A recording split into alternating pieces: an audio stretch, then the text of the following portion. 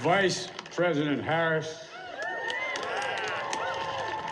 Speaker Pelosi, Leader Schumer, Leader McConnell, Vice President Pence, and my distinguished guests, my fellow Americans. This is America's day. This is democracy's day, a day of history and hope, of renewal and resolve. Through a crucible for the ages, America has been tested anew, and America has risen to the challenge. Today, we celebrate the triumph not of a candidate, but of a cause, the cause of democracy. The people, the will of the people has been heard, and the will of the people has been heeded. We've learned again that democracy is precious, democracy is fragile, and at this hour, my friends, democracy has prevailed. So now, on this hallowed ground where just a few days ago, violence sought to shake the Capitol's very foundation, we come together as one nation, under God, indivisible, to carry out the peaceful transfer of power as we have for more than 2 centuries. As we look ahead in our uniquely American way, restless, bold, optimistic, and set our sights on the nation we know we can be and we must be. I thank my predecessors of both parties for their presence here today. I thank them from the bottom of my heart. And I know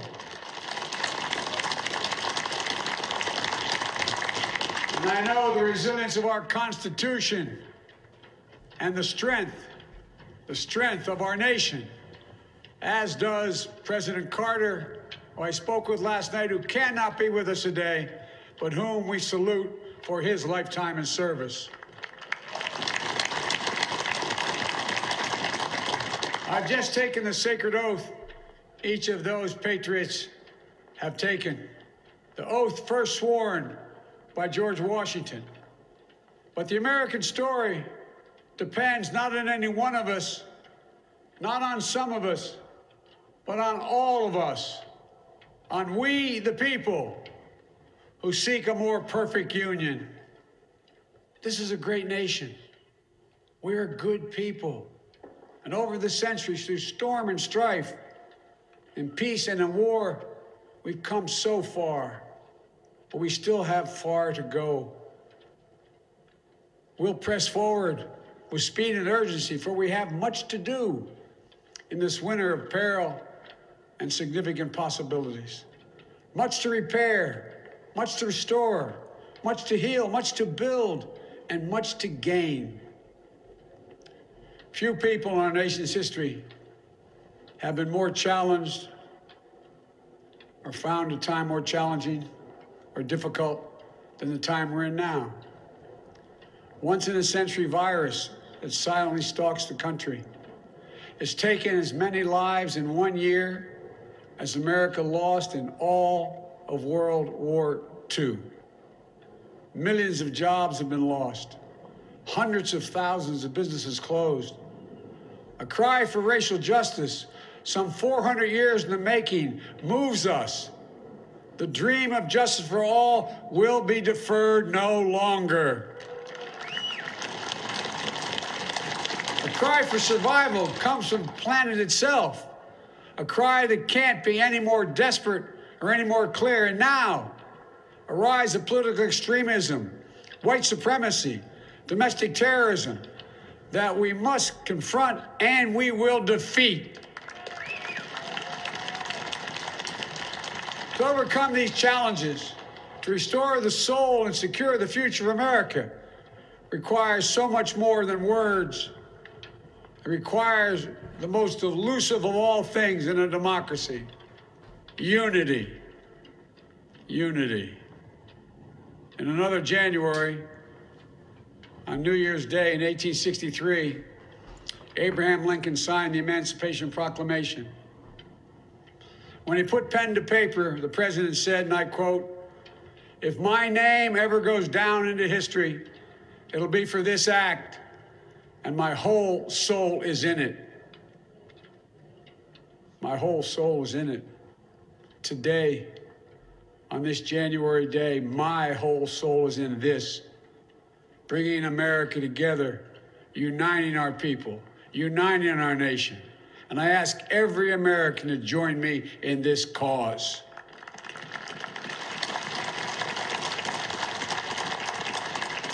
Uniting to fight the foes we face: anger, resentment and hatred, extremism, lawlessness, violence, disease, joblessness, and hopelessness.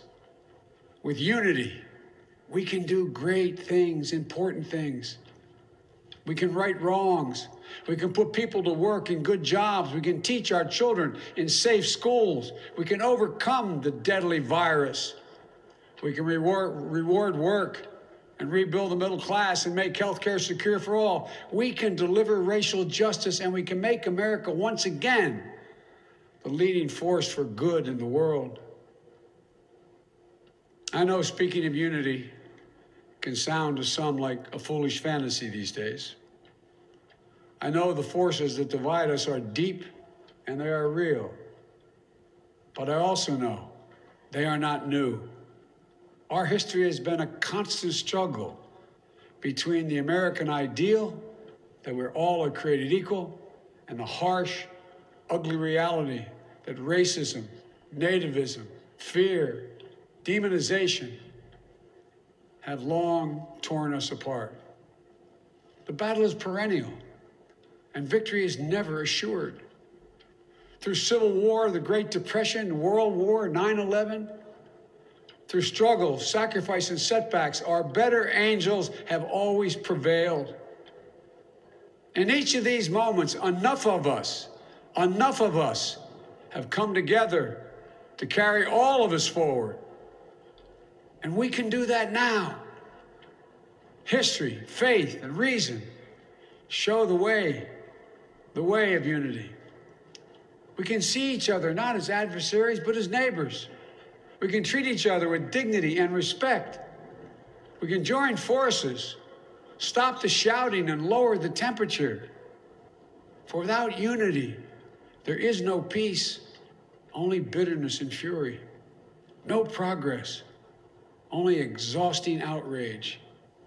No nation, only a state of chaos. This is our historic moment of crisis and challenge, and unity is the path forward. And we must meet this moment as the United States of America. If we do that, I guarantee you we will not fail.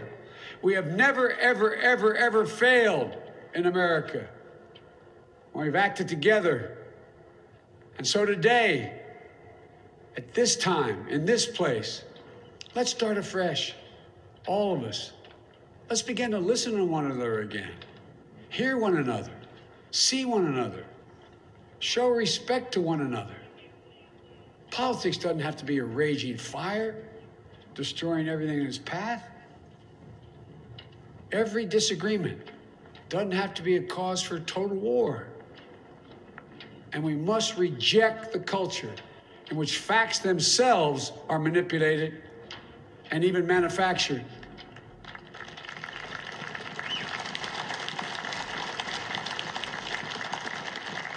My fellow Americans, we have to be different than this. America has to be better than this.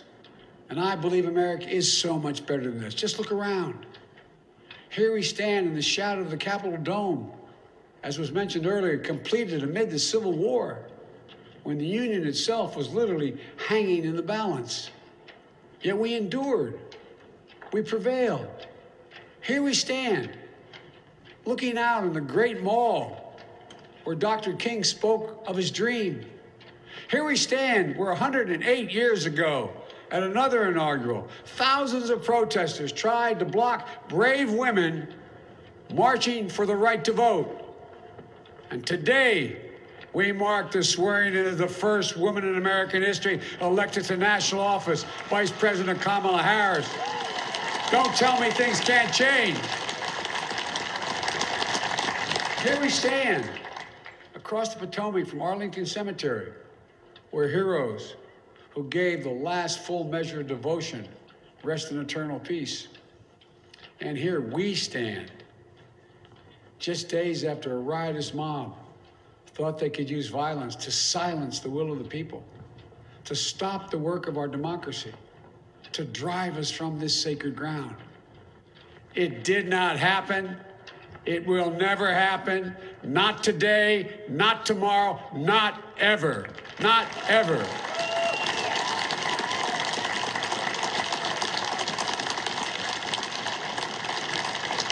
To all those who supported our campaign, I'm humbled by the faith you've placed in us. To all those who did not support us, let me say this. Hear me out as we move forward. Take a measure of me and my heart. And if you still disagree, so be it. That's democracy. That's America.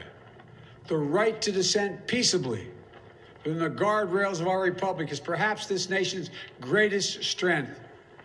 Yet hear me clearly. Disagreement must not lead to disunion. And I pledge this to you. I will be a president for all Americans. All Americans. And I promise you, I will fight as hard for those who did not support me as for those who did.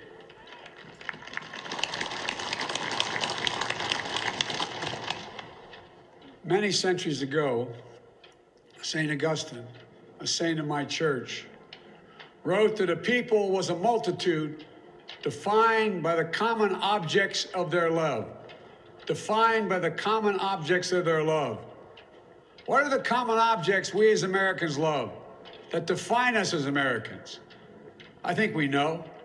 Opportunity, security, liberty, dignity, respect, honor, and yes, the truth. Recent weeks and months have taught us a painful lesson. There is truth and there are lies. Lies told for power and for profit. And each of us has a duty and a responsibility as citizens, as Americans, and especially as leaders. Leaders who have pledged to honor our Constitution and protect our nation, to defend the truth and defeat the lies. Look, I understand that many of my fellow Americans view the future with fear and trepidation. I understand they worry about their jobs.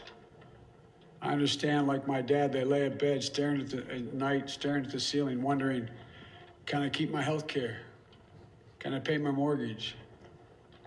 Thinking about their families, about what comes next. I promise you, I get it. But the answer is not to turn inward, to retreat into competing factions, distrusting those who don't look like you, or worship the way you do, or don't get their news from the same sources you do. We must end this uncivil war that pits red against blue, rural versus urban, conservative versus liberal. We can do this if we open our souls instead of hardening our hearts, if we show a little tolerance and humility, and if we're willing to stand in the other person's shoes, as my mom would say, just for a moment, stand in their shoes. Because here's the thing about life. There's no accounting for what fate will deal you. Some days, when you need a hand. There are other days when we're called to lend a hand. That's how it has to be. That's what we do for one another. And if we are this way, our country will be stronger, more prosperous, more ready for the future. And we can still disagree. My fellow Americans, in the work ahead of us, we're going to need each other. We need all our strength to persevere through this dark winter. We're entering what may be the toughest and deadliest period of the virus. We must set aside politics and finally face this pandemic as one nation. One nation. And I promise you this, as the Bible says, weeping may endure for a night, but joy cometh in the morning. We will get through this together. Together. Look, folks, all my colleagues I serve with in the House and the Senate up here, we all understand the world is watching all of us today. So here's my message to those beyond our borders. America has been tested, and we've come out stronger for it. We will repair our alliances and engage with the world once again, not to meet yesterday's challenges, but today's and tomorrow's challenges. And we'll lead not merely by the example of our power, but by the power of our example.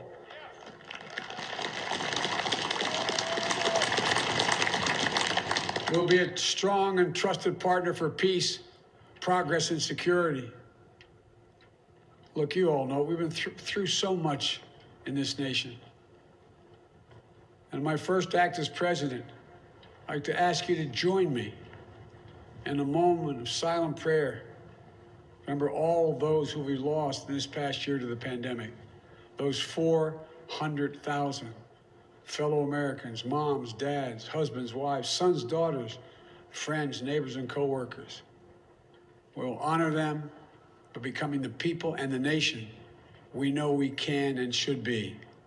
So I ask you, let's say a silent prayer for those who've lost their lives and those left behind, and for our country.